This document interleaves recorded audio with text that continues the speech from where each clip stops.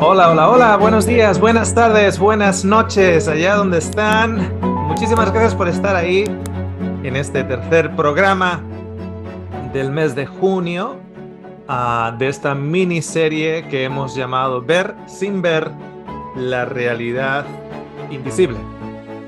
Y antes que nada, lo hemos avisado ya en un número de veces, tanto al final del programa 2 como en la invitación para este programa. En julio y prácticamente a la mitad de agosto no tenemos estudios.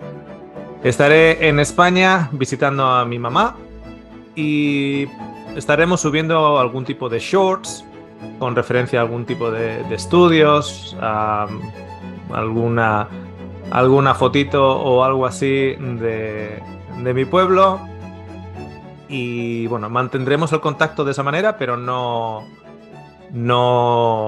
en videoconferencia como lo estamos haciendo ahora. ¿Ok? Así que quedan avisados. Ya va a preguntar alguien el próximo sábado. Me va a mandar alguien o le va a mandar a alguien a Mary. Oye, estoy aquí. ¿No hay estudio hoy? No hay estudio a partir del próximo sábado hasta mitad de agosto. Si estamos haciendo las cosas bien, en alguna ocasión lo he comentado. Si este canal está haciendo las cosas bien, este canal debería tener la flexibilidad de desaparecer mañana y no tener ningún impacto para con cada uno de vosotros en relación a la relación que tenéis vosotros con el Señor. No debería tener ningún impacto. Porque la idea de este canal es llenarnos de la esperanza que Él nos da, no que el canal nos da, sino que Él nos da. Y tener esa relación con Él, caminar con Él, etc. Entonces, este canal puede haber sido un par de muletas, pero es para que con el poder del Señor, cada uno de nosotros nos levantemos y andemos. Como dice el Señor, levántate y anda. Él es Él. O sea, quitar las muletas.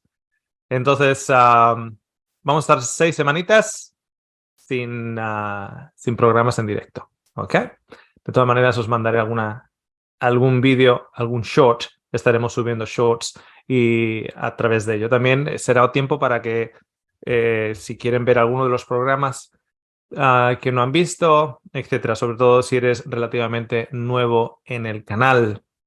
Muy bien. Comenzamos entonces. Hacemos una pequeñita recopilación. Hablamos la semana pasada del tema 2 nos centramos más en relación a los sueños y cómo los sueños, que viene a ser si dormimos un tercio del tiempo, si vives 60 años, estás dormido de media 20 años aproximadamente, ¿ok? Alguno con insomnio va a decir, bueno, pues yo no duermo tanto. Y si duermes 90 minutos al día, si tienes un insomnio de elefante y solo duermes 90 minutos al día, tú sueñas. Otra cosa es que te acuerdes o no te acuerdes, pero soñar sueñas. Porque cada 90 minutos, si tú vas a una clínica del sueño, porque tienes apnea, por ejemplo, apnea del sueño, y te tienen que chequear, y vas a la clínica del sueño y te pones a dormir. Una amiga mía, de hecho, es técnica en una clínica de apnea y trabaja a las noches normalmente. Entonces, en ciertas clínicas de apnea, por lo menos aquí en Australia, te ponen unas cámaras en las cuales se ve que estás soñando. O sea, otra cosa es que luego te despiertes a los 90 minutos y te pregunten, ¿has soñado algo? No, hoy no he soñado nada. Y hay gente que va a decir, que va a estar escuchando esto y va a decir, bueno, yo llevo años sin soñar. Igual de pequeña soñaba, pero yo llevo años sin soñar. Si en el día tú duermes 90 minutos, tú sueñas. Porque tú entras a dormir, tu cuerpo se va relajando. Si tienes poco magnesio en el cuerpo, se va a relajar de una manera más abrupta. Am, si en esa relajación abrupta empiezas a soñar, vas a tener más comúnmente sueños de que te caes, de que te estás cayendo de la cama. Y en ese caer en el sueño, en ese irse a dormir, podríamos decir, no al sueño, sino a lo que es a dormir, eh, empiezan las frecuencias cerebrales a alterarse. De la frecuencia más consciente, que es la frecuencia beta, bajas a una frecuencia un poquitito más, como más de relax, como más relajada, como más inhibida, que es la alfa, y luego entras en la más profunda de las frecuencias, que es la frecuencia delta. Estás dormido. O sea, hay un nivel de alerta, sobre todo está más definido en las mamás cuando llora el bebé. Yo creo que está definido también en las mamás y el papá. Lo que pasa es que el papá decide acostarse para no oírlo y la mamá decide acostarse para oír al bebé llorando. Y a pesar de que esté en el nivel delta, en el cual no estás soñando, la mamá está desconectada del mundo, pero hay todavía un aspecto de conexión, porque escucha al bebé. ¿Okay? Y, pero bueno, está en el nivel delta y si nada pasa, sigue pasando el tiempo, sigue pasando 60 minutos, 70 minutos, y cuando pasen 70 minutos, ¡pum!, entras a un nivel THETA, que en español sería teta, ¿ok? Z en inglés, pero teta, porque no es la Z en español. Y es el nivel de los sueños. Entonces, si tú duermes 90 minutos al día, por mucho insomnio que tengas, duermes 90 minutos al día, tú sueñas. Lo que pasa que luego no te acuerdas del sueño. ¿Ok? No te acuerdas del sueño. Hablábamos precisamente de que, así como en el programa número 1 empezamos a desarrollar ese concepto de la cuarta dimensión, y digo cuarta dimensión por no decir que encima de la cuarta está la quinta, y encima de la quinta está la sexta y la séptima. Digo la cuarta porque la cuarta sabemos que está ahí definitivamente, y la quinta es una especulación filosófica desde el punto de vista de la ciencia, desde el punto de vista espiritual, de creencias religiosas, etc. La quinta está ahí, pero la ciencia todavía está en un estado de especulación. Pero la cuarta, sin verla, la ciencia ya sabe que está ahí. ¿Por qué? Porque tienen las ecuaciones matemáticas que demuestran que está ahí. O sea, tenemos una cuarta dimensión sí o sí, no basado en que, pues no, o sea, algo que no estamos viendo, pero que las matemáticas ya nos están mostrando que sí, que está ahí. Entonces, podemos llamarlo el atrio del cielo, la cuarta dimensión, etc. Hablábamos de cómo esa cuarta dimensión, animales tienen acceso a ello con los documentos históricos de comunidad, por ejemplo, migratoria, de las monarcas, de las monarchs, de las mariposas monarchs, o de las palomas mensajeras, las cigüeñas, los delfines, etc. Entonces, ese acceso que se tiene, y hablábamos la semana pasada, que se puede llegar a conseguir ese acceso de una manera con instrumentalidades. Si trabajas para la CIA en los años 70 y los años 80, pues una de las instrumentalidades, hablábamos, era la sincronización hemisférica o SyncEMP o M-Sync, que ponían dos diferentes frecuencias, 220 y 210, entonces armonizaba esas dos frecuencias el cerebro y entraba en un estado de frecuencia teta en el cual utilizaban a gente en esa dimensión, podríamos decir una dimensión de conocimiento, de un conocimiento más allá del que podemos ver, para sacar y extraer información desde Estados Unidos a conceptos y información de inteligencia con los rusos o con la Unión Soviética, por ejemplo. A gente que usa DMT, por ejemplo, en ciertos tipos de champiñones o hongos, llegan a esa dimensión a través de los yogis en la India o de o ciertas técnicas de meditación budista, etcétera, donde llegan a esa dimensión y la idea es precisamente llegar al nirvana, a una dimensión todavía más alta de esa que están continuamente, una dimensión más alta. Aparte de las frecuencias, aparte del LSD, por ejemplo, que se distribuyó mucho en las calles de Estados Unidos en los 70, entre los hippies, etc., el LSD en realidad viene de un uso militar inicialmente, creado, creado precisamente para establecer ese tipo de conexión con la cuarta dimensión. Y sin embargo, a pesar de que todo eso sea como muy forzado, muy hecho por los hombres, muy ir a buscarlo, el denominador común de de todo ser humano y animales e insectos es el dormir. Es el denominador común. Hablábamos de que en esa cuarta dimensión existe un conocimiento que tiene una mezcla de construcción propia, porque son los esquemas propios. Si te das cuenta cuando tú sueñas, a pesar de que estés volando, en la gran mayoría de tus sueños, a pesar de estar volando, tú estás volando en contra de la fuerza de la gravedad en el sueño. Y si estás yendo a un lugar, estás yendo a lo otro, estás todavía bajo ciertos barrotes, y esos barrotes son porque tú traes de tu conciencia consciente, de donde tú estás, lo traes al sueño. ¿Ok?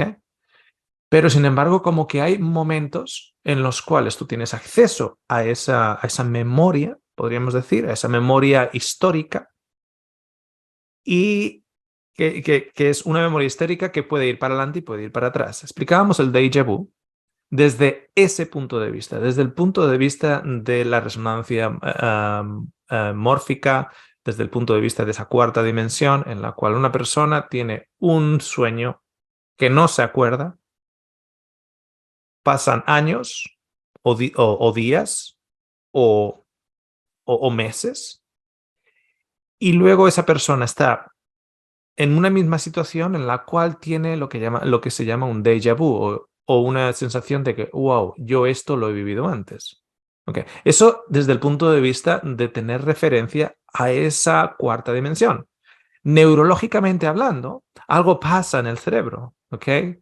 Dentro de la neurología se dice que hay como una especie de glitch. Hay una especie de glitch, como que el cerebro se medio desconecta un poquitito, y como que la información te llega como retrasada, te llega como en dos lotes, pum, pum. Entonces como que te llega dos veces la información, pum, pum, y te da la sensación de que has vivido esa experiencia dos veces. Eso es desde el punto de la neurología, porque la neurología necesita tocar, necesita ver, necesita, todo tiene que ser tocado y visto. Entonces, el mundo metafísico o el mundo de la cuarta dimensión no está considerado en la neurología. Entonces, ¿cómo lo explica la neurología? Pues, bueno, te viene la imagen en dos pedazos, pum, pum, y la segunda vez que te llega la imagen, pum, es como que la has vivido de vuelta.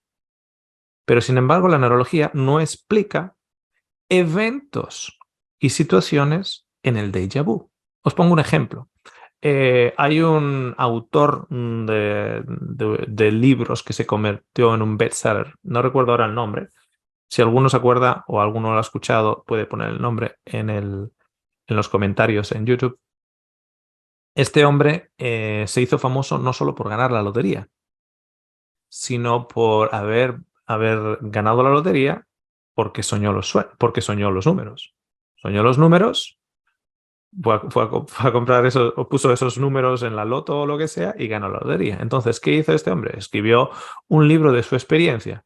Al él escribir un libro de su experiencia, le empezaron a llegar un montón de cartas de gente que, si bien había ganado $100.000, o otras experiencias en las cuales también había o tenido sueños anticipados de ese tipo en ese tipo de proceso, que estaban en el casino, soñaron que estaban en el casino y que tenían que poner todo al rojo y todo al número 19 y fueron al 19, pum, y les salió y se llevaron $3.000 a la casa, etcétera, etcétera, etcétera, ¿no? Todo muy humanista. Ya os dije en alguna ocasión en este seminario que aquí nadie quiere la paz del mundo. Aquí dame los números de la lotería. Pero, por ejemplo, había muchas situaciones en las cuales la persona no había soñado, sino lo que había tenido era un déjà vu. Una persona va al supermercado y, y está comprando el periódico en el supermercado, en la tienda de los periódicos, y según se da la vuelta, tiene un déjà vu, según él está mirando enfrente del anuncio de este viernes $2 millones en la loto no sé cuánto y tal, elige tus números. Y tiene un déjà vu con los números. O sea, ve unos números y tiene un déjà vu. Entonces, dice, uy, esto lo he vivido antes, se da la vuelta y pone esos números. Y llega el viernes y le toca la lotería. ¿Cómo explica eh, el estudio de las neuronas, el estudio de cómo funciona físicamente el cerebro, con las chispas, con las comunicaciones internas, etcétera? ¿Cómo explica un déjà vu que ya te está dando los números que van a ocurrir? ¿Me entiendes lo que quiero decir? O sea, ese déjà vu de que, bueno, es que te han venido las cosas dos veces. Primero una vez y luego otra vez en un nanosegundo, por lo tanto te da la impresión que ya las has bebido de vuelta. Ya. ¿Y los números de la lotería? ¿Cómo lo explica? Entonces, de déjà vu, este hombre tiene y luego publicó más libros, tiene un canal abierto en YouTube con un montón de seguidores, todo por interés propio. ¿Cómo hago yo para tener el mismo sueño y ganarme la lotería? Todo es puro interés propio, ¿ok?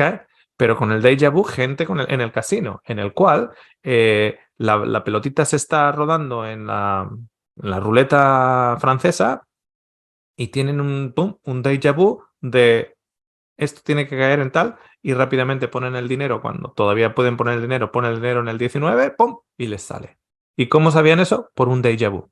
Eso no se puede explicar con que has tenido un glitch en la cabeza y te da la impresión de que te ha llegado la información dos veces, la segunda vez un poquito desfasada, y tienes la sensación de que has vivido de vuelta.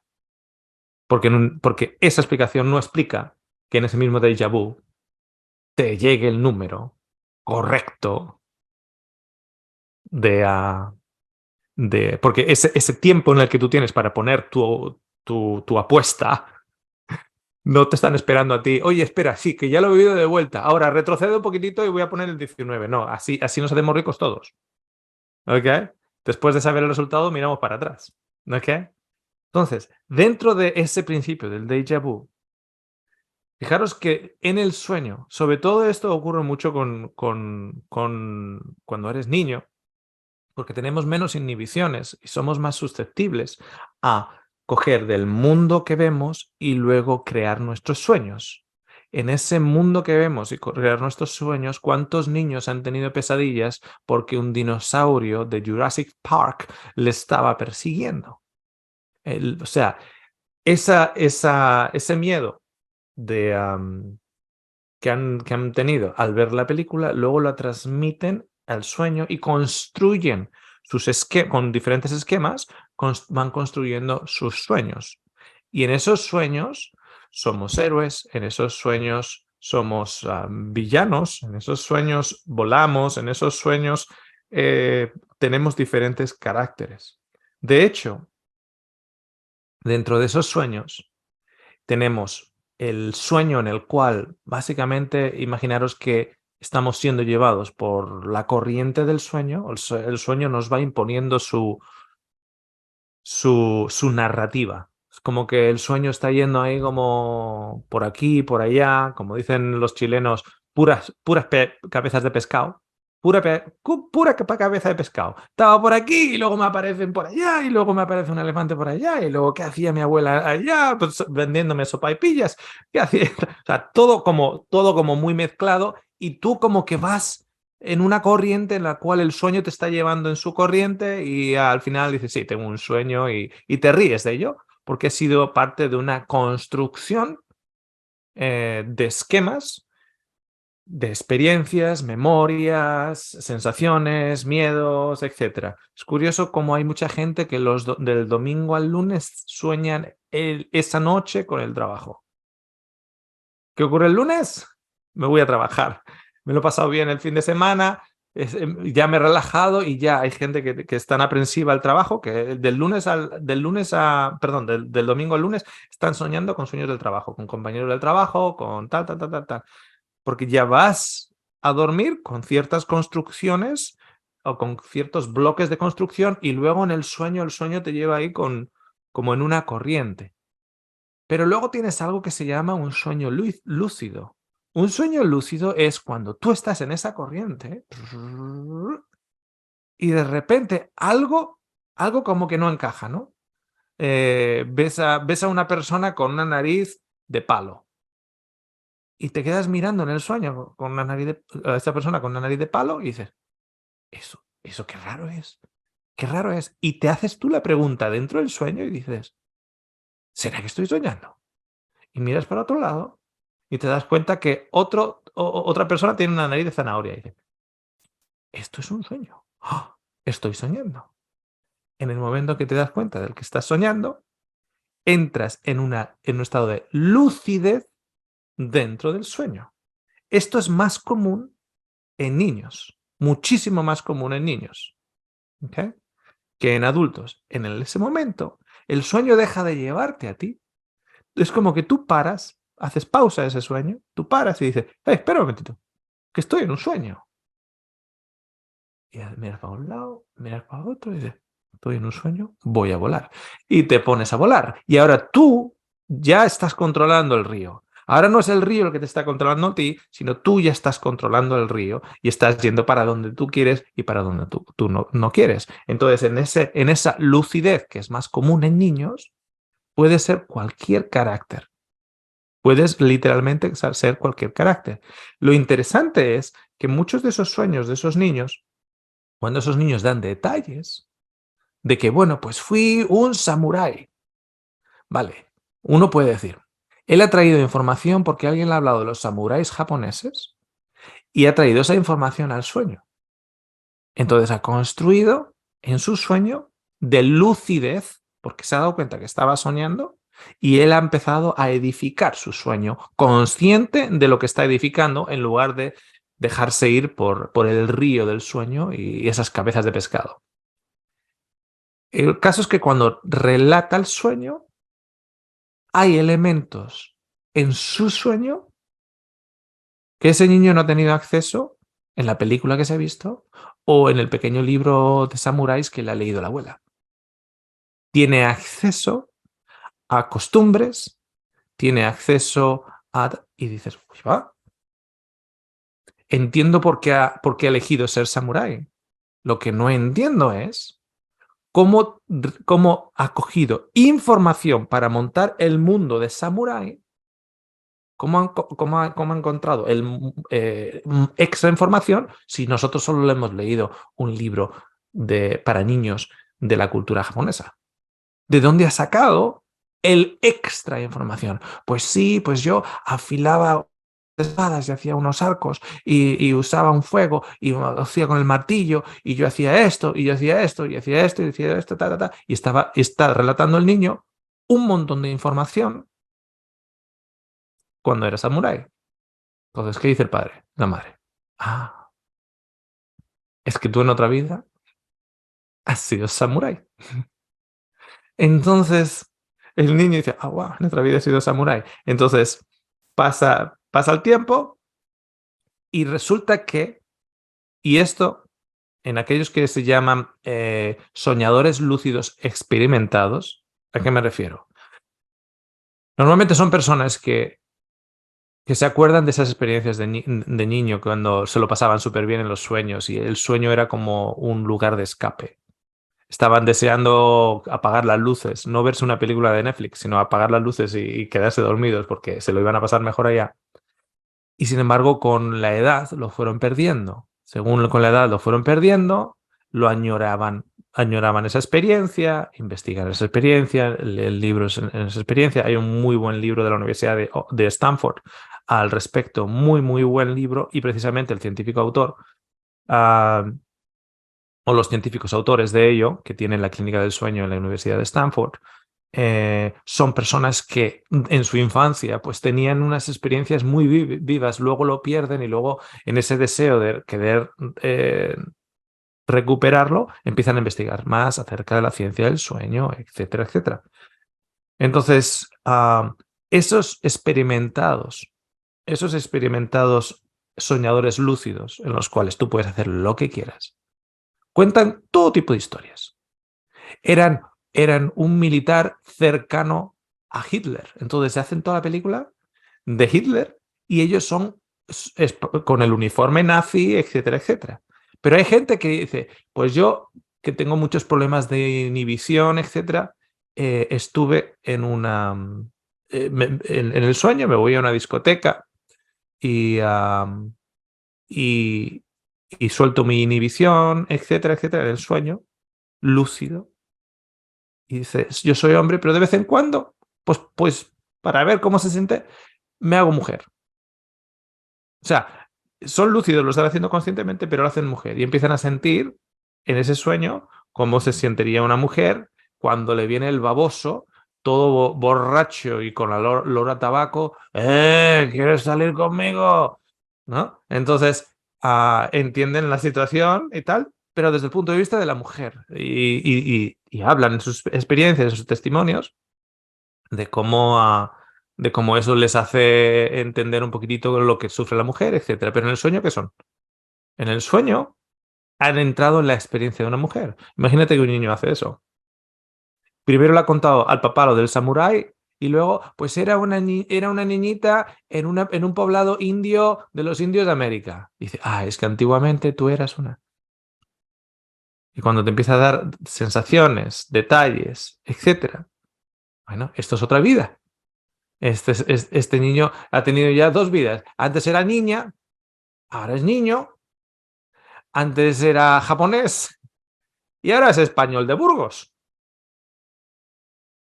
¿No? Y le chequean por si acaso genéticamente todavía hay un poquitito de ojitos a esto. Entonces, esas experiencias que son reales, a lo largo de la historia, de una manera más rústica, ciertas religiones lo han llamado la reencarnación. Las evidencias o las evidencias de la reencarnación lo evidencian principalmente en ello. Entonces, ¿qué ocurre? Que actualmente también tú tienes un forcejeo con esa cuarta dimensión en el mundo de la psicología con ciertos psicólogos o psiquiatras que practican el hipnotismo. Y cuando practican el hipnotismo, una de las cosas que ocurre en el hipnotismo es que, ok, presta atención a mi voz, relájate. Y tiene una voz así como muy lenta, relaja tus músculos, etc. Lo que están haciendo es básicamente, te están bajando desde el nivel beta que tú tenías cuando tú entraste y firmaste tu formulario y le pagaste la cita y hablaste con la secretaria y tal. ¿Cómo ha sido la semana? Bien, bien, bien, bien, bien. Nivel beta. Ok, siéntate tranquila en la silla. Ya vas al nivel alfa. ¿Ok? Ya te empieza a hablar, a ir más profundo, más profundo, más profundo, sigue escuchando mi voz, etcétera, etcétera. Bajas al nivel delta y el nivel delta quiero que empieces a mirar para atrás, quiero que empieces a mirar para atrás, atrás, atrás, hasta recuperar los recuerdos de cuando eras niño, de cuando tal, de cuando eras bebé, etcétera. Entonces, ajá. Y en esas sesiones, ¿ok? Según el psiquiatra y las creencias del psiquiatra, te va también a decir, quiero que viajes y me digas otras vidas que has vivido. Entonces esa persona dice, bueno, pues era un hombre barbudo. Esa mujer dice, era un hombre barbudo en los vikingos. Y llegamos a Inglaterra y matamos y violamos a las mujeres, etcétera, etcétera, etcétera. Ta, ta, ta, ta. Ajá, pues es otra vida que has tenido. ¿Por qué? Porque sale de la boca de esa persona. ¿Cómo esa persona sabe esa información? Entonces, ¿cómo lo resolvemos? Lo resuelven con ¡ting! Reencarnación. Esta mujer hermosa y bella que ha venido a verme antiguamente era un bárbaro vikingo con barba y pelo en pecho. Y asesino y violador. ¿Ok? Sin embargo, dentro de del concepto de la resonancia mórfica, el concepto de la cuarta dimensión, el concepto de la sabiduría común, etc., puedes llegar a ese lugar, experimentar lo que otros han experimentado como, con un acceso al conocimiento. Y no necesariamente eso te hace a ti un vikingo barbudo violador. Simplemente una persona que ha tenido acceso a un conocimiento histórico en una dimensión cuarta o atrio celestial. Quiero que vengan conmigo al Mateo 27. Mateo 27. Esto está a lo largo de toda la Biblia. De toda la Biblia. Os voy a dar simplemente un puñado de casos, pero está a lo largo de toda la vida, de toda la Biblia. Y cuando leamos esto, va a decir, sí, mira, se me había olvidado de este caso. Y luego os voy a dar otro caso y dice, mira, pues de ese caso también se me había olvidado. Sí, se nos ha olvidado un montón de cosas. Y no solo eso, sino que, como hablábamos, cuando Pedro cita al profeta Joel en el día de Pentecostés, vuestras hijas y vuestros hijos y vuestros ancianos soñarán y tendrán visiones. Sí, pero que no se le ocurra a nadie decirlas a día de hoy, ¿eh? Porque te echan piedras en la iglesia. Hijo de Satanás, cae de la boca. Así que todos nos callamos la boca, a pesar de que sea bíblico y que alguien tendrá que soñar, ¿no? Bueno, fijaros, Mateo 27. Mateo 27, vamos a coger la historia en... Uy, qué largo es este capítulo. A ver. A ver. Vamos a coger el contexto en el versículo 17. Tenían a Barrabás y tenían a Jesús enfrente de Pilato. Y el versículo 17 dice, reunidos pues ellos, les dijo Pilato, ¿a quién queréis que os suelte? ¿A Barrabás o a Jesús llamado el Cristo? Esto es muy significativo porque Barrabás se llamaba Jesús. No sé si saben.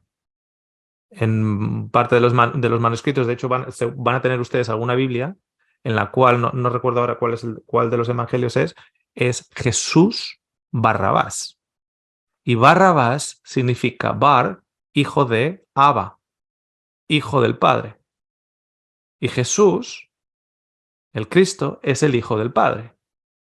Entonces, fijaros la paradoja, porque Pilato está diciendo, ¿a quién queréis que os suelte? ¿A Jesús el hijo del Padre o a Jesús el hijo del Padre? Los dos acusados de rebelión y los dos acusados de, de pecadores en sí. Versículo 18, porque sabía que por envidia le habían entregado. Y el 19 es interesante. Y estando él sentado en el tribunal, su mujer lo mandó decir, no tengas nada que ver con este asunto, porque hoy he padecido mucho en sueños por causa de él. Pero los principales sacerdotes y los ancianos persuadieron a la multitud que pidiese a Barrabás y que Jesús fuese muerto. La mujer de Pilato Acordaros que esto ha ocurrido a la noche, cuando han cogido a Jesús a la noche. Han cogido a Jesús a la noche horas antes, lo han llevado a la casa de Anás, del sumo sacerdote, con Caifás, y lo han juzgado ellos todo secreto. En Jerusalén la gente está preparando para la Pascua, la gente está haciendo sus cosas. Esto no sabe la gente lo que está pasando. Y menos aún la esposa de Pilato. Y a la mañana le llevan a Jesús a Pilato. Pilato lo manda a Herodes. Herodes lo devuelve a Pilato. Y ya Pilato tratando de limpiarse las manos, o sea, de arreglar este asunto, de que no les aplicara mucho, les ofrece liberarlo porque había que liberarlo. Entonces, en el momento en que ya se complica un poco la cosa con Barrabás, etcétera, ya le estás dando otra opción a los fariseos que instigan a la gente a decir Barrabás y a crucificar a Jesús. Sin embargo, antes que ello, Pilato le avisa, es avisado, y es avisado por su mujer. Y su mujer, durmiendo, ha tenido un sueño. Y es un sueño muy, muy que no puede exactamente decir exactamente el por qué o el cómo o todas las partes o todas las estructuras o toda la pirámide de construcción de ese sueño, pero algo está mal. Algo está mal con esto. Y le va a salpicar a mi esposo. Y manda decir, no tengas nada que ver con esto.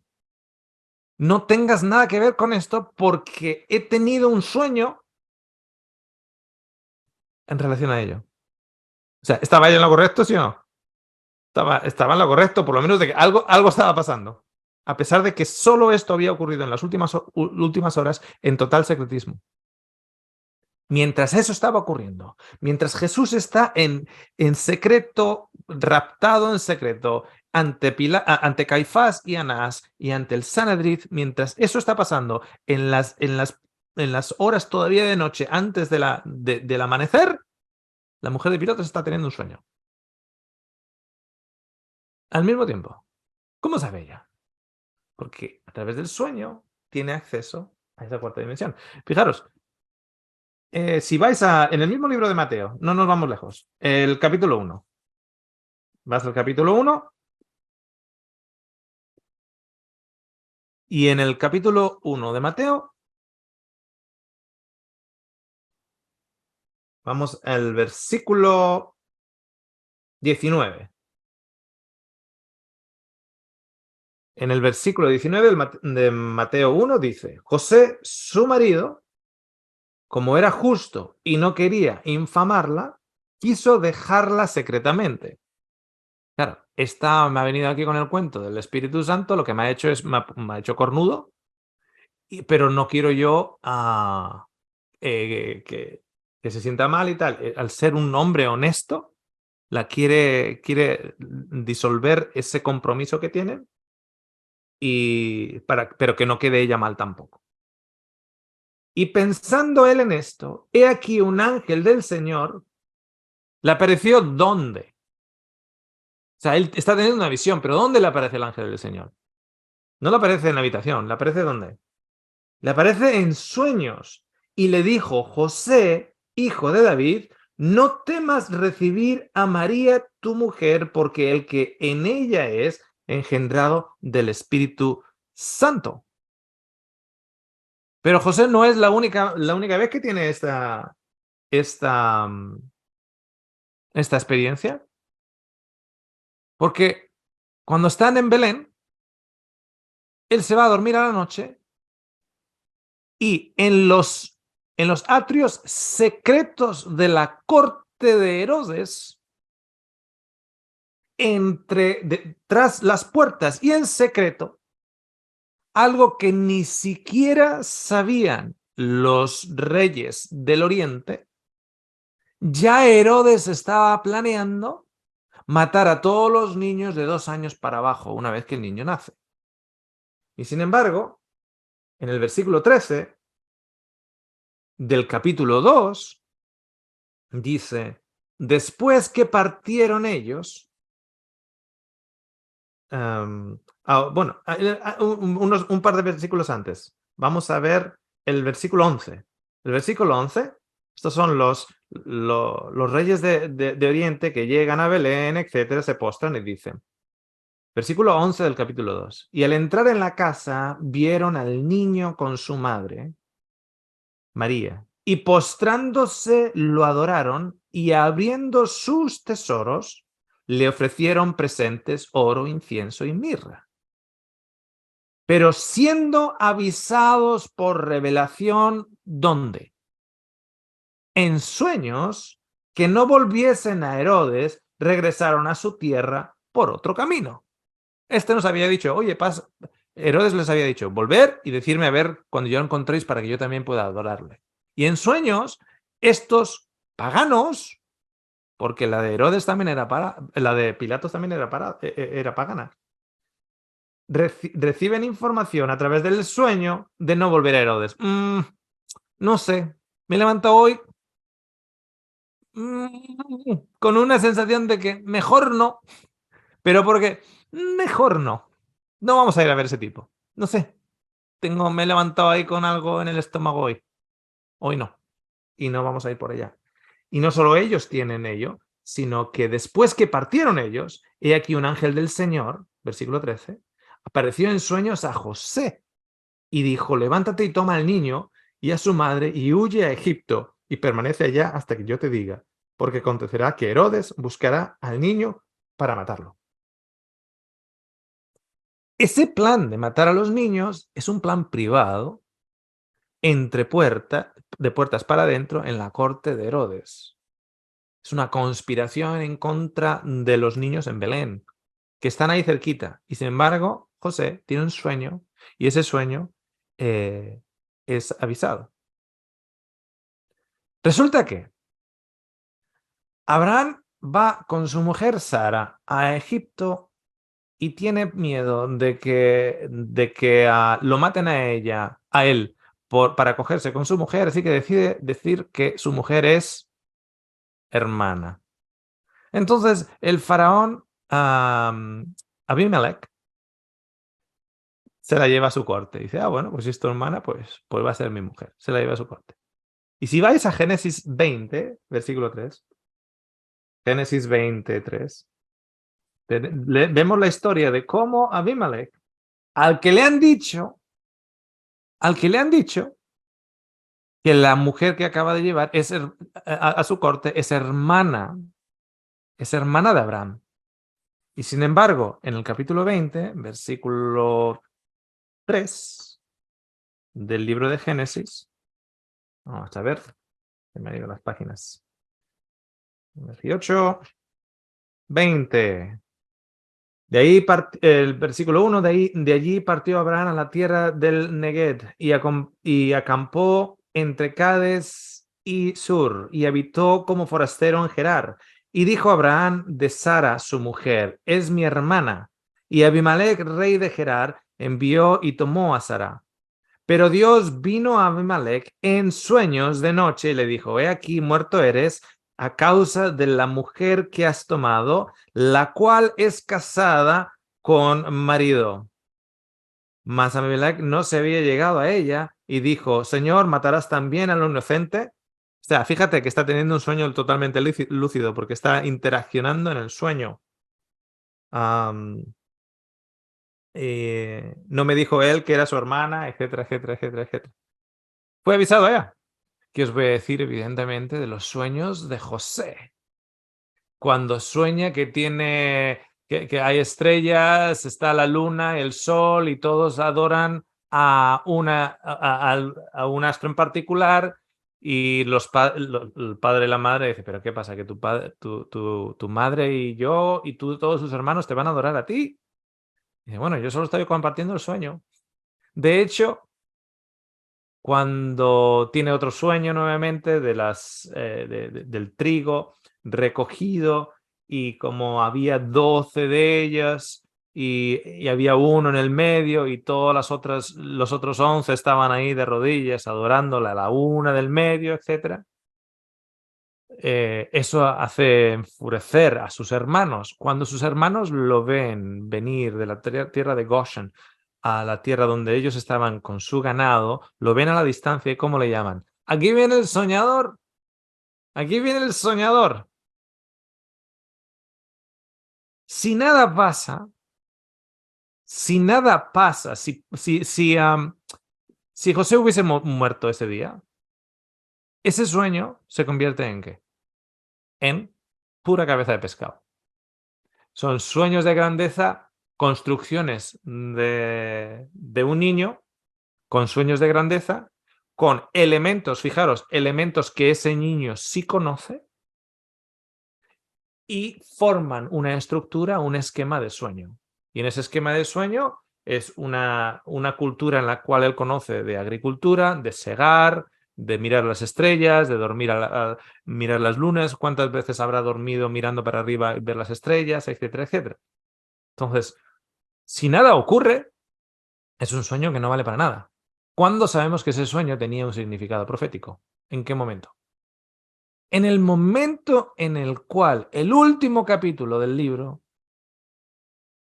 vienen los hermanos y se arrodillan delante de él. O sea, han pasado años y años y años y años y años. Solo es en ese momento que decimos, ese sueño es profético. Pero hasta que no ocurrió eso, es un puñado de trigo, unas estrellas, etcétera, un sueño infantil. Es un sueño infantil. Solo por el hecho de que esas señales se convierten en realidades. Ahora, ¿todos ellos de los hermanos son espigas de trigo? No. Entonces, ¿el sueño se ha cumplido exactamente en el formato del sueño? No. El formato del sueño no está interpretado y luego la realidad ocurre. No, no, no. El que interpreta el sueño es la realidad que ocurre. Cuando los hermanos llegan a la corte de José, que ahora es ya segundo de Egipto, y se arrodillan, piden perdón y se arrodillan, en ese momento es cuando la realidad nos explica el sueño. ¿Me entendéis? Es en ese momento en el que la realidad nos explica el sueño. Sin embargo, José tiene unos momentos en los cuales ya de adulto es capaz de explicar el sueño antes de que la realidad ocurra, como ocurre en el sueño de el faraón, que tiene 7 vacas buenas y luego tiene 7 vacas malas, tiene 7 espigas buenas y luego tiene 7 espigas malas y llaman a José. Y José dice, no, estos son 7 años y son tal, y va a venir hambruna, etcétera, etcétera, etcétera. Eso viene antes de que ocurra. Pero los detalles son aún y todo muy generales. Incluso cuando dice lo que va a venir, dice en una manera muy general. Por lo general, sabemos que el sueño de la mujer de Pilatos es relevante, ¿por qué? Por lo que ocurrió después. O sea, la realidad nos confirma el sueño. Eso es lo que normalmente ocurre, que la realidad nos confirma el sueño. Si ese día Pilatos va y dice, mira chicos, este hombre no ha hecho nada, se va a ir a la casa, tú vete a Galilea porque aquí te quieren matar estos y igual no los voy a controlar y una noche te vienen en una esquina y te matan. Así que vete a Galilea tranquilo, chico. Y Jesús se va a Galilea. ¿Qué va a pensar Pilatos del sueño de la mujer, de su esposa? Está loca. Está ahí con sus tonterías del sueño, está loca, con sus tonterías del sueño. ¿Okay? Sin embargo, el hecho de, por lo que pasó, confirma el sueño. Esto es súper importante cuando nos damos cuenta que el sueño y las visiones tienen exactamente estado cerebral de aquel que está teniendo un sueño o de aquel que está teniendo una visión. El libro de Apocalipsis es una visión que puede estar en un formato de sueño. ¿Ok? Dice, no, parece como que si le decimos sueño es de menos calidad, como que se lo ha inventado. No, sueño o visión a nivel de frecuencia cerebral es exactamente igual. Está en las frecuencias teta, ¿ok? Y cuanto más detalles estén y cuanto más activo o más lúcido la persona esté en ese sueño o en esa visión, cuanto más interacción tenga en ello, incluso tiene las frecuencias gamma. Y las frecuencias gamma son las de mayor alta concentración y creatividad. ¿Okay? Las de mayor alta concentración y creatividad que están dentro de un contexto de visión o sueño. El libro de Apocalipsis, todo el libro de Apocalipsis, es un libro que está no escrito, pero sí recibida la información en un estado en el cual, en este caso, Juan tendría las frecuencias teta de un sueño o una visión exactamente idéntico. Entonces, ¿cómo vamos a saber a ciencia cierta qué partes del Apocalipsis significan qué y qué otras partes del Apocalipsis significaban esto y significaban lo otro? ¿Cuándo lo vamos a saber? A ciencia cierta. Cuando ocurra. Cuando ocurra. ¿Sabe lo que acabo de decir?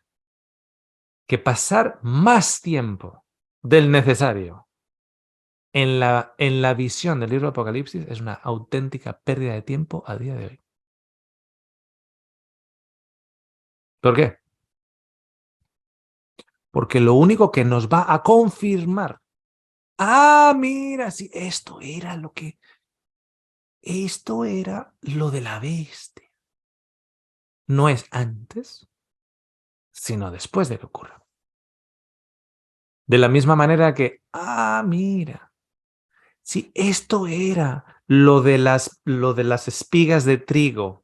Era que los hermanos iban a ir a la corte de Faraón. Fíjate que en el sueño no aparece ni la corte de Faraón, en el sueño no aparece la historia de José, la historia en el sueño de José, de las estrellas inclinándose. Fijaros incluso que en el sueño de José, el primero de los sueños es el sol y la luna también se inclinan. ¿Y qué dice su padre Israel, su padre Jacob? Dice, ¿acaso tu padre y tu madre se van a arrodillar y adorarte? Espera, que la madre ya no vivía. O sea, que incluso hay parte del sueño que no se cumplió. O por lo menos no como se creía que se iba a cumplir. Porque luego la madre queda embarazada de Benjamín y muere. Cuando José no es un crío todavía. La madre ha muerto, la madre ya no está. Y sin embargo, el primer sueño incluye a la madre. Entonces, ¿qué sabemos? Pues que esa parte del sueño o no indicaba a la madre, o indicaba otra cosa, o hubo una parte del símbolo que apareció ahí, añadido, porque como estábamos con las estrellas, estábamos con el sol es el padre, las estrellas tal, pues igual la luna la puso él, su subconsciente. El hecho de que en el momento en el cual él está teniendo el sueño, en ese momento sí que está la madre. Entonces aparece la luna. Pero como el sueño se cumple décadas después, donde ya no está la madre, te das cuenta que el aspecto de la madre, de la luna, en este caso, pues no tenía que ver, era un aspecto que igual el contexto terrenal de José de crío puso la luna ahí. Y la manifestación de que cuando se cumple ese sueño, resulta que hay aspectos que nunca estaban incluidos en el sueño. Está en la corte, es el segundo de Egipto, tiene siervos, tiene tal, tiene todo. todo eso, los hermanos vienen con culpabilidad, el perdón que José les da a los hermanos, todo eso no está. Y nosotros dándole vueltas para arriba y para abajo. Apocalipsis 13, en la marca de la bestia. ¿Y estamos fumados o qué? Sí, eruditos en un sueño. Ahora somos todos José, ahora todos somos descifradores de sueño. Los símbolos del libro de Apocalipsis nos pueden dar una idea general. Cuanto más específico, cuanto más exacto estás en el libro de Apocalipsis, cuanto mayor exactitud tienes en la cronología, más claramente te van a pintar la cara. Porque te va a venir todo por un lado donde no te lo esperas. Donde no te lo esperas. Todo te va a venir donde no te lo esperas. El libro de Apocalipsis es un libro de símbolos. Totalmente lleno de símbolos. Totalmente. Tú dime dónde ve Daniel de la manera en la cual los medos y los persas toman a Babilonia en el tiempo de Nabucodonosor, cuando Nabucodonosor escucha el sueño en Daniel 2 y cree que si ese sueño va a ocurrir y le van a quitar el reino con él como rey. Y el sueño, efectivamente, luego vienen los medos y los persas, sí. Pero Nabucodonosor ya hacía tiempo que no era rey. Nabucodonosor ya había sido comida de los gusanos por mucho tiempo.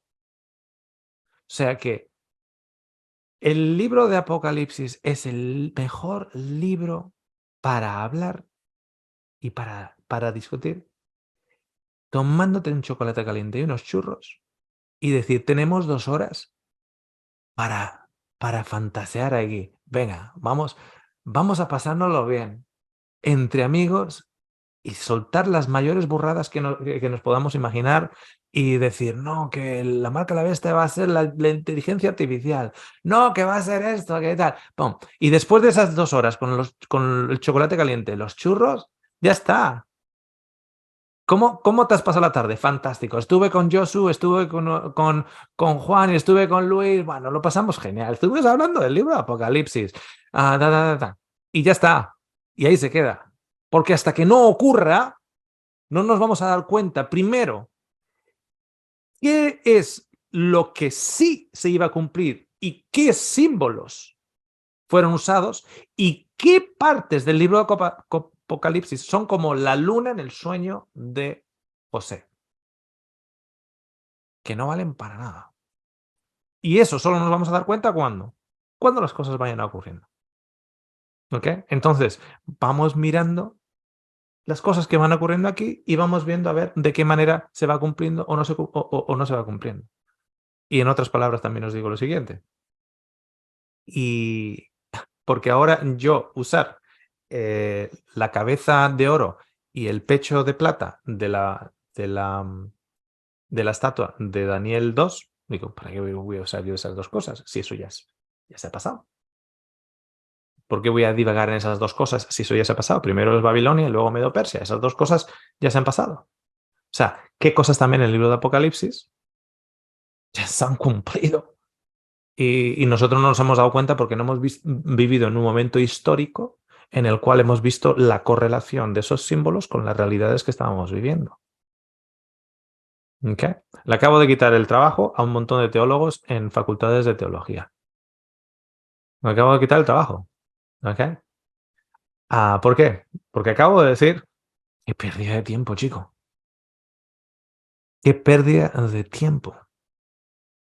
Cuando hay un mundo en sufrimiento, ¿no vas a ser más útil plantando árboles? Más útil plantando árboles. ¿Okay? Que divagando, porque es eso, entras en una divagación de un sueño de otra persona. El que mejor te puede explicar ese sueño, porque en ese sueño siempre va a haber unas emociones y unos sentimientos al respecto, es ¿quién? Juan. Juan es el que mejor te va a explicar ese sueño. Aquellos que van a alguien le dicen, oye, he tenido un sueño, a ver qué significa. Tú les respondes, pues, como no lo sepas tú, pues yo no estoy en tu cabeza. Porque en tu cabeza, la formulación de tus sueños entra en juego tus miedos, tus experiencias, tus recuerdos, tus aflicciones, tus inseguridades, tus miedos, y todo eso lo traes al sueño.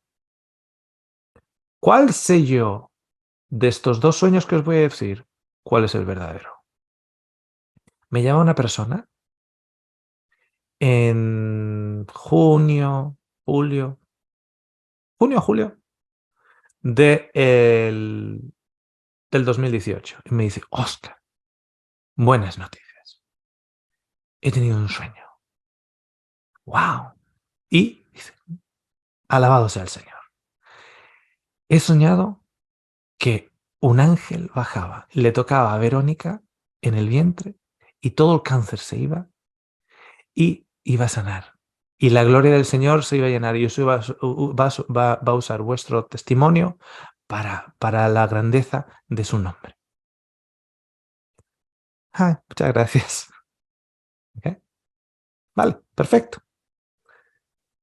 Resulta que viene a visitarme una amiga que tiene una hija, la hija tiene 32 años, ¿ok?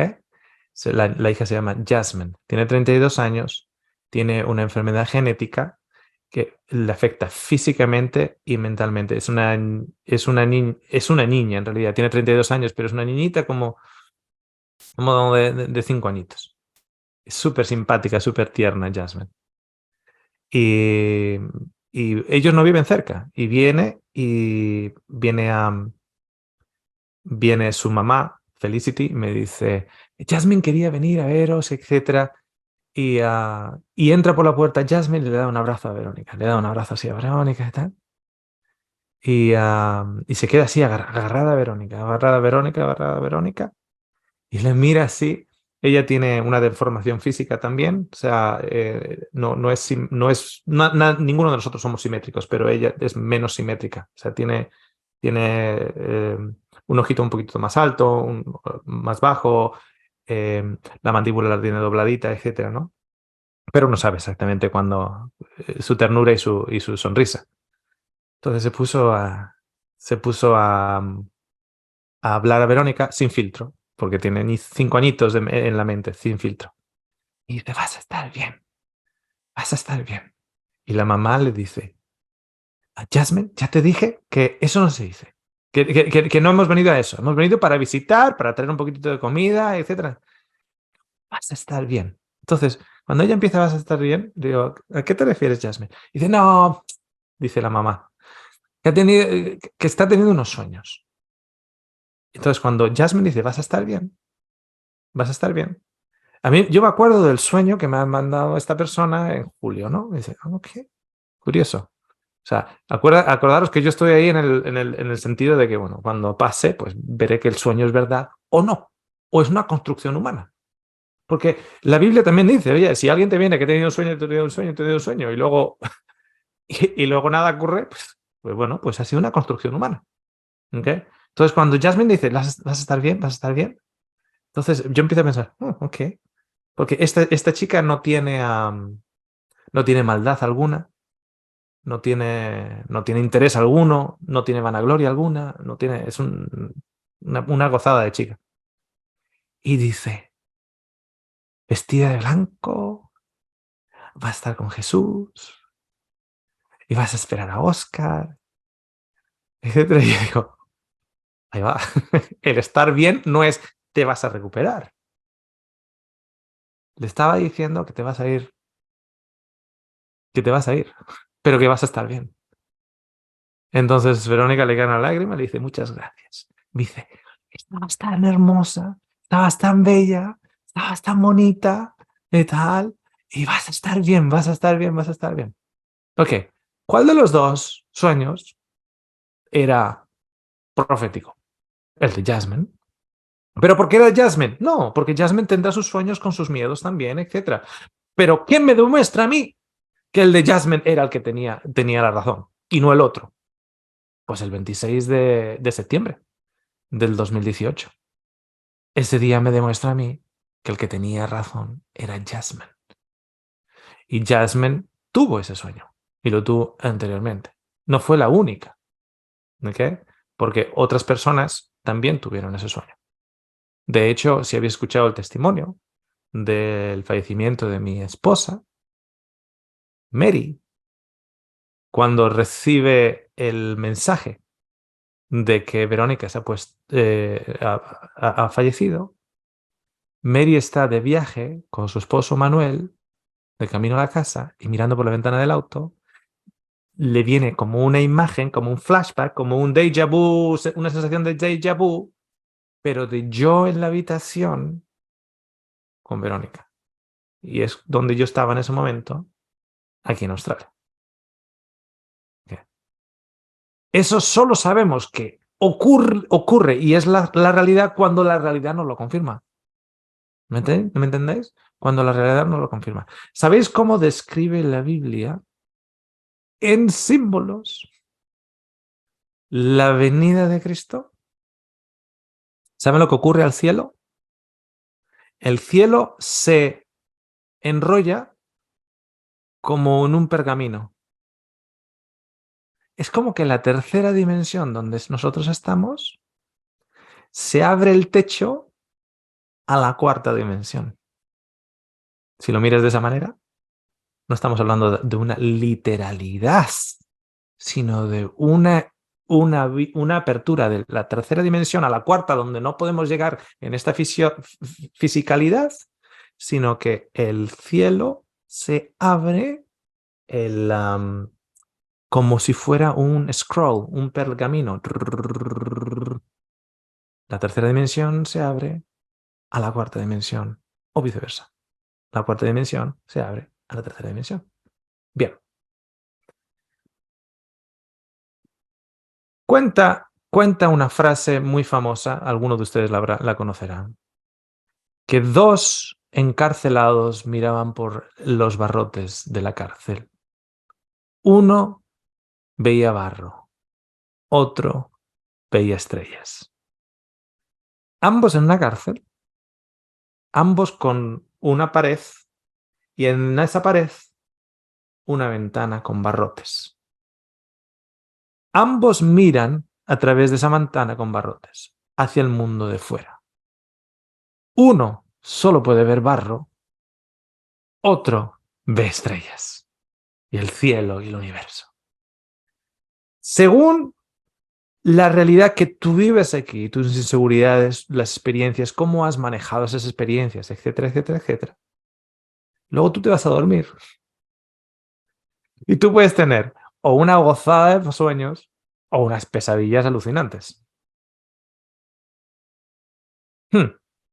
Pero si el sueño es el primo de la muerte, tú puedes entrar o entrar en ese estado, la barrera de la muerte, podríamos decir así, viendo las estrellas o con los mayores demonios que te puedes echar encima. ¿Sabías eso? Cuando tú estás con rabia, con enojo, etcétera. Y esto le pasaba mucho a mi abuela. ¡Ah! ¡Esa María! Me ha quitado hasta el sueño. Digo, ¿no ha dormido esta noche, abuela? Dormido sí he dormido, pero he estado toda la noche diciéndole esto y diciéndole esto y diciéndole esto. Todo lo que no le dijo a la María durante el día, lo que le faltó por decir, se lo dice en el sueño. Porque se va a la... Te puedes creer lo que nos hizo, sin vergüenza. Se va a dormir con todos esos demonios y al final tiene las batallas, las pesadillas y todas las peleas. Yo estaba en el teléfono cuando mi abuela fallecía. Estaba en el teléfono yo en Perth, en Western Australia, y mi abuela falleciendo. Falleciendo. Y los gritos eran aterradores. Los gritos eran aterradores. Cuando, no, no, unos gritos aterradores. Yo estaba en la habitación cuando mi esposa fallecía. Y si habéis escuchado el testimonio, la experiencia es totalmente diferente. Totalmente diferente. De una persona que, por un lado, no se hablaba con su hermana, no se hablaba con esto, no se hablaba con lo otro, tenía rencor a esto, el otro no fue a la boda, el otro no dijo nada, el otro no le regaló no sé cuánto cuando ella le regaló cuando nació su nieto y ella le nació el nieto y se olvidaron de que todos esos rencores, llega el tiempo de la muerte en el cual ya no te puedes agarrar a la vida. Ya no te puedes agarrar. Y digo no te puedes agarrar porque sabéis que hay gente que no duerme por miedo a dormir y no despertar.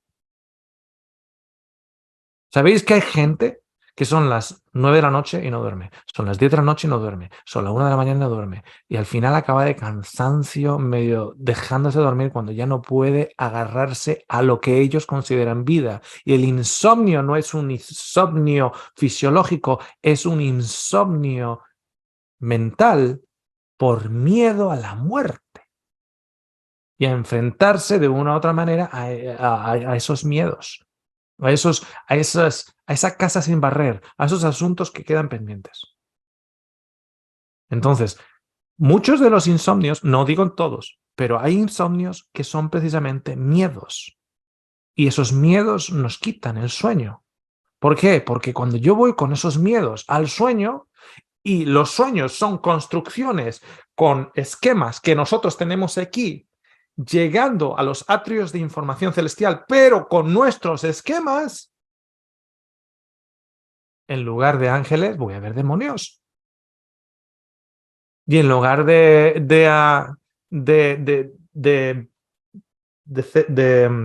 prados verdes y luz inmensa, voy a ver oscuridad y de todo tipo. Y sin embargo, tienes a una chica que ha perdonado a sus abusadores, que no tiene nada, que no tiene nada, nada sin resolver en su vida. Recuerdo a Verónica que un día se me pone a llorar y me dice, estoy hablando con Dios y digo, hay algo más y no encuentro nada más. No sé si no he dicho perdón a alguien, no encuentro nada más. Y digo, ¿por qué lloras? Si eso es la mejor noticia del mundo. Tienen la casa hecha, la casa arreglada, la casa limpia.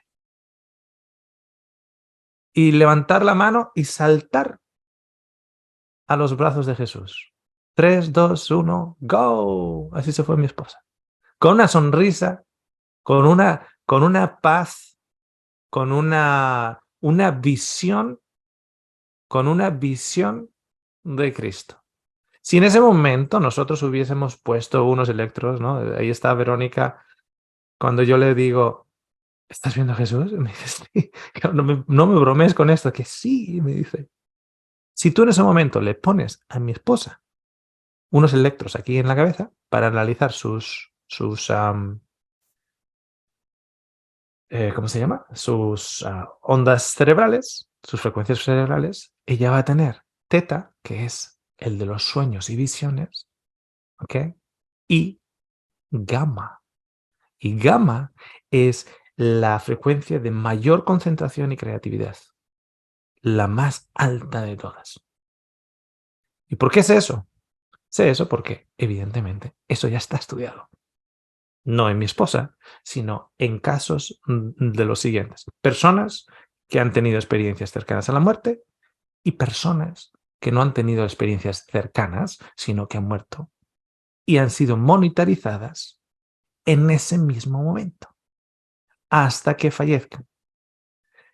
Y lo más curioso es el nivel de lucidez que las frecuencias muestran, incluso en personas que están falleciendo con la enfermedad de Alzheimer o demencia, donde la enfermedad de Alzheimer y demencia, la formación de la frecuencia gamma es prácticamente inexistente durante la enfermedad. Y sin embargo, según están falleciendo y entrando en los portales de la muerte, empiezan a tener la actividad teta de los sueños de una manera muy intensificada. En otras palabras, esa persona está viendo algo. Esa persona está viendo algo. Alguien puede decir, bueno, pero son construcciones de su vida. Son construcciones y memorias de su vida.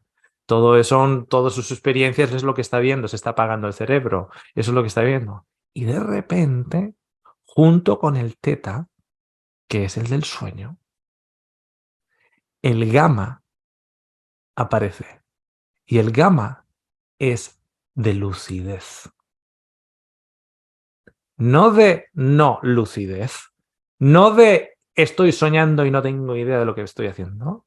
No de que esto se me está apagando y tal. No, no, no, no. El gamma es de la mayor lucidez existente.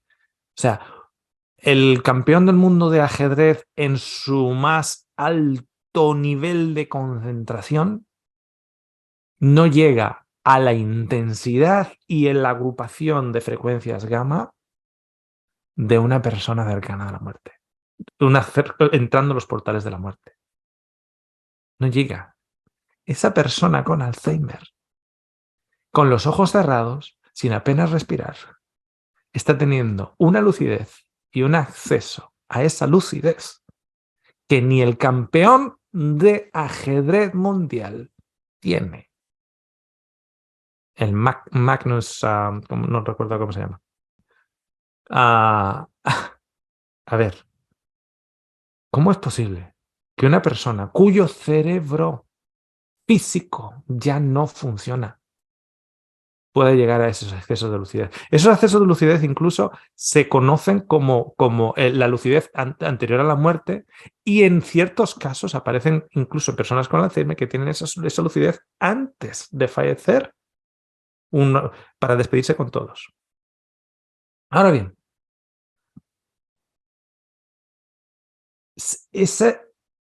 si el sueño es el hermano de la muerte, de hecho hay gente expertos en sueños lúcidos. Cuando digo expertos en sueños lúcidos, no en la teoría, sino que ellos dicen, hoy me voy a Nueva York a comer una hamburguesa en Nueva York. Y se van a Nueva York en el sueño y comen una hamburguesa en Nueva York en el sueño y experimentan incluso el sabor, los sentidos, que evidentemente no son los sentidos físicos, sino los sentidos de, tal vez por sus recuerdos, cómo tiene que sentirse al comerse una hamburguesa o lo que sea, o otra cosa. Pero están viajando por Nueva York. Eso me refiero. Gente que recurrentemente prácticamente puede decir, hoy me voy a quedar dormido y que pase lo que pase, pero otros días dicen, bueno, hace bastante que no tengo un sueño lúcido. Hoy lo voy a tener. Y deciden cuándo tener un sueño lúcido. O sea, deciden, ya tienen esa intencionalidad de tener un sueño lúcido. Entonces, dentro de ese sueño lúcido, tenemos a Paul McCartney escribiendo la canción Yesterday. Yesterday. Na, na, na, na, na, na, na, na. ¿Sabéis que esa canción la tuvo Paul McCartney en sueño lúcido? La canción no la escribió fuera del sueño, la escribió en el sueño y luego salió del sueño. Dame un papel, dame un papel, dame un papel, dame un papel, que la tengo aquí, se me va a borrar, se me va a borrar, se me va a borrar, se me va a borrar. Pum, pum, pum. Científicos con fórmulas de las que a día de hoy nos seguimos y nos regimos. Entre otros, el señor Mr. Einstein recibió información de fórmulas científicas en su sueño. Ahora bien, él ya va al sueño comiéndose la cabeza, comiéndose la cabeza, comiéndose la cabeza. O sea, muy raramente ocurrirá que una persona como yo voy a recibir el sueño de una fórmula científica. ¿Quién recibe el sueño de una fórmula científica? Ahí va, un científico. Porque ya tiene sus cosas, ya está buscando en un tipo de dirección según va el sueño, ya tiene una intencionalidad según va el sueño. ¿Quién recibe la canción Yesterday? Nos ha fastidiado. Paul McCartney. No es la persona que no sabe no tocar una flauta. Es Paul McCartney. O sea, y de eso, ¿qué te voy a decir de Beethoven? ¿Y qué te voy a decir de Mozart? El gran erudito de la música, Mr. Mozart, se levantaba y decía, ¡ah! Y lo escribía. Claro, pero es Mozart, sí. Pero es que este sueña música. Y según sueña música, va escribiéndolo partituras y estilos que hacen que mueva del barroco a una música más inteligente, no tan pesada, no tan cargada como la música del barroco. Y esto es Mozart, o sea, hay un cambio de ciclo, hay una evolución y luego todo el mundo empieza a copiar a Mozart. Y luego viene Beethoven. Mozart y Beethoven. Si tú ves su biografía, no su autobiografía, pero sí sus biografías, te das cuenta que muchas de esas informaciones ellos se levantaban y ya escribían la partitura, la tenían ahí, o en sus momentos de contemplación o estado teta, en el cual se llama en inglés daydreaming, o de esto que estás en la mesa y te viene tu madre y te pega en la cabeza y dice, ¿qué estás soñando o qué? ¿Estás soñando? Se te ha ido la cabeza por el lado. En esos sueños de día, que estás tu frecuencia en el teta, hacía así Beethoven y dice, espera, trae para acá. Y escribía una partitura. O sea, ¿de dónde lo estás sacando? Lo está sacando de su cabeza. Sí, lo está sacando de su cabeza, pero ¿dónde está yendo? A una parte de su cabeza. Está yendo a otra dimensión. Está yendo a otra dimensión, donde esa otra dimensión tiene una información. Resulta que y de estos testimonios hay un montón. Hay un montón. Antes había una especie de tabú de hablar de estas cosas. No vaya a ser que alguien vaya a pensar que somos locos o lo que sea. Pero una vez que empezaron...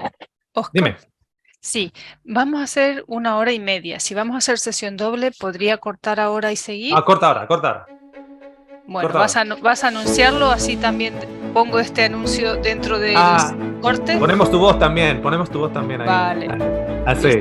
No, corta Cortamos la y voz seguimos la otra parte, sesión doble. Una sesión doble. Ok, nos vemos ahora.